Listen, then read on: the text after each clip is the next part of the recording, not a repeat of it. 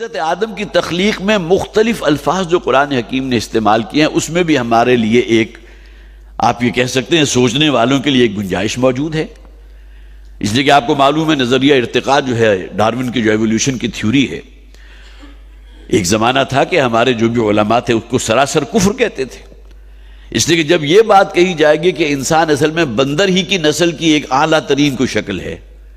تو ظاہر ہے کہ انسان نے اپنا نسب جوڑا تو کس سے جوڑا؟ ایک حیوان سے، بندر سے،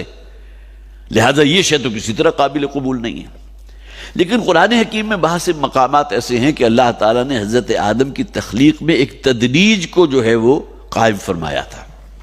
اب اس کی مثال میں آپ کو دے رہا ہوں۔ سب سے پہلے ہے تراب کا لفظ، 6 مرتبہ قرآن میں استعمال ہوا کہ ہم نے آدم کو تراب سے پیدا کیا۔ تراب کہتے ہیں خشک مٹی کو، جو آپ دیکھتے ہیں کہیں چلے جائیں زمین کھودیں گے تو جو مٹی آپ کے ہاتھ میں آئے گی وہ بالکل خشک ہے، تراب کہتے ہیں۔ 3 مرتبہ طین کا لفظ آیا کہ ہم نے آدم کو طین سے پیدا کیا، طا یا اور نون، طین۔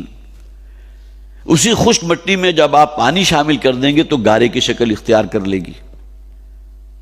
تو 3 مرتبہ قرآن حکیم میں، بلکہ 8 مرتبہ قرآن میں طین کا لفظ آیا کہ ہم نے حضرت آدم کی جو تخلیق کی تھی تو وہ گارے سے کی تھی، تراب بھی ہو گیا، طین بھی ہو گیا۔ اس کے بعد 1 مرتبہ ہے طین لازب کہ ہم نے حضرت آدم کو جو پیدا کیا تو اس میں ایک سٹیج وہ بھی تھی کہ وہ گارا کے جو چپچپانے لگا ہو، مٹی میں آپ نے پانی ڈالا، اس کو کچھ عرصے کے لیے چھوڑ دیا، اس میں کوئی فرض کیجئے توڑی بھی ڈال دی تو اب اس کے اندر فرمنٹیشن ہو رہی ہے جس کی وجہ سے کوئی گیسز بھی پیدا ہو رہی ہیں اور ساتھ ہی اس کے اندر ایک چپچپاہٹ، لیس دار جو ہے وہ بن جاتا ہے۔ تو ایک مقام پر حضرت آدم کی تخلیق کے بارے میں فرمایا گیا طین لازب کہ ہم نے آدم کو پیدا کیا اس گارے سے کہ جو چپچپانے لگا تھا، گویا کہ جس پر کچھ عرصہ بیت چکا ہو۔ اس کے بعد دیکھیے 3 مرتبہ اور الفاظ استعمال ہوا قرآن میں، حمأ مسنون، وہ گارا کہ جو نہ صرف یہ کہ وہ چپچپاہٹ اس کے اندر پیدا ہو گئی ہو، لیسدار ہو چکا ہو، بلکہ اب اس میں سے تعفن اٹھنے لگا ہو۔ حمأ مسنون، مسنون سنا ہوا گارا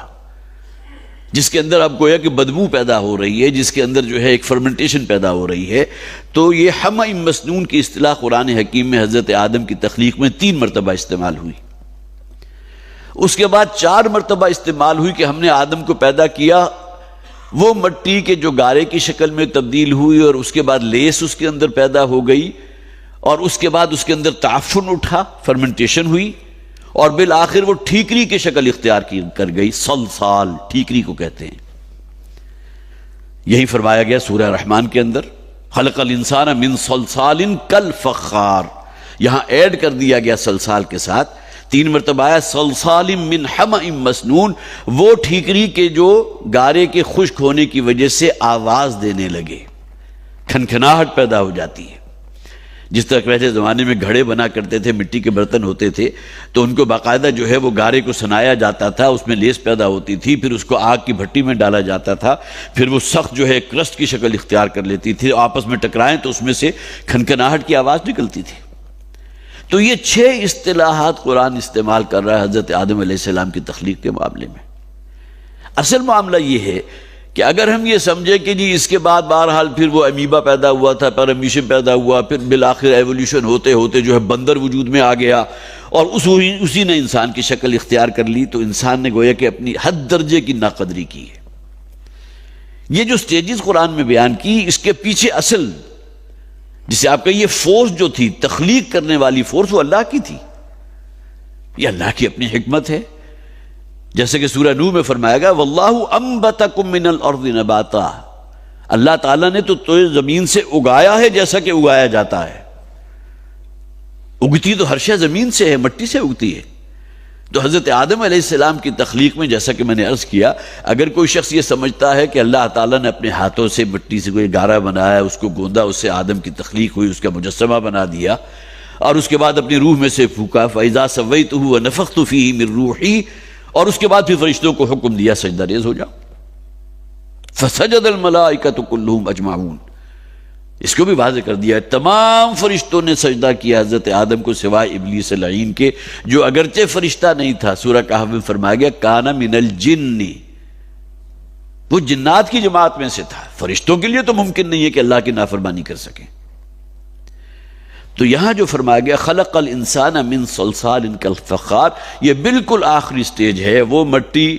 کہ جو بالکل خشک ہو کر کھنکنے لگے، ٹھیکری کی شکل اختیار کر لے۔ وخلق الجان من مارج من نار، اور جنات کی تخلیق ہم نے فرمائی ہے مارج سے۔ مارج اصل میں کہتے ہیں آگ کا شعلہ اور اس کا وہ حصہ کہ جو دھوئیں سے بالکل پاک ہو۔ آپ کو معلوم ہے کہ آگ اگر آپ بھڑکائیں گے تو شروع میں اس کے ساتھ دھواں بھی ہوگا، اس وقت اس میں تپش نہیں ہوگی، اور دہکاتے رہیے اور دہکاتے رہیے، دھواں ختم ہو جائے گا، پھر خالص شعلہ آپ کو نظر آئے گا۔ اور آج ہمیں معلوم ہے کہ شعلے کا جو حصہ آپ کو نظر آ رہا ہے، جو یلو کلر کا ہے یا ریڈ کلر کا ہے، اس میں اتنی تپش نہیں ہوتی جتنا کہ شعلے کا وہ حصہ جو آپ کے لیے انویزیبل ہے، جو نظر نہیں آ رہا، انویزیبل ہے۔ سب سے زیادہ ہاٹ پارٹ جو ہے وہ شعلے کا وہ ہے۔ تو مارج اصل میں اس حصے کو کہتے ہیں، گویا کہ یہاں بھی ترجمہ کیا گیا ہم نے جنات کو پیدا کیا آگ کی لپٹ سے۔ گویا کہ شعلے کا وہ حصہ جو سب سے گرم ہوتا ہے، جس میں کوئی دھواں نہیں ہوتا، سب سے زیادہ جسے آپ کہیے کہ لطیف وجود وہ ہے۔ یہی وجہ ہے کہ یہ ایک غرہ ہو گیا تھا اس شیطان کو، اور اس کے اندر جو تکبر پیدا ہوا اسی بنیاد پر ہوا تھا نا۔ دو مقامات پر قرآن حکیم میں موجود ہے، سورہ اعراف آیت نمبر 12، خلقتنی من نار وخلقتہ من طین۔ اے پروردگار، تو جو حکم دے رہا ہے کہ اس آدم کو سجدہ کرو جس کو تو نے سڑے ہوئے متعفن زدہ گارے سے پیدا کیا، من صلصال من حمأ مسنون، ابھی میں نے ترجمہ آپ کے سامنے کیا، وہ گارا کہ جو بالکل سڑ چکا ہو، جس میں سے تعفن اٹھ رہا۔ آدم کی تخلیق تو اس سے ہوئی، اور مجھے تو نے پیدا کیا آگ کی لپٹ سے۔ آگ تو بڑی لطیف شے ہے، اور شعلے کا بھی وہ حصہ جو سب سے زیادہ فائنڈ ہے، ریفائنڈ حصہ، اس سے میری تخلیق ہوئی ہے۔ میں تو اس کو سجدہ کرنے کو تیار نہیں ہوں۔ خلقتنی من نار، شیطان کے الفاظ ہیں نا، تو نے مجھے پیدا کیا آگ سے، آگ کی لپٹ سے، وخلقتہ من طین، اور اس آدم کو تو نے پیدا کیا اس گارے سے، تو میں تو اس کو سجدہ نہیں کروں گا۔ تو یہاں بھی فرما دیا گیا خلق الجان من مارج من نار، اور جنات کی تخلیق فرمائی ہے اللہ تعالیٰ نے آگ کی لپٹ سے۔ آگ کا وہ شعلے کا وہ حصہ جو سب سے زیادہ گرم ہوتا ہے اور جس میں کوئی دھواں نہیں ہوتا، من نار، آگ ہی کا وہ حصہ ہے، اس سے جنات کی تخلیق کی گئی۔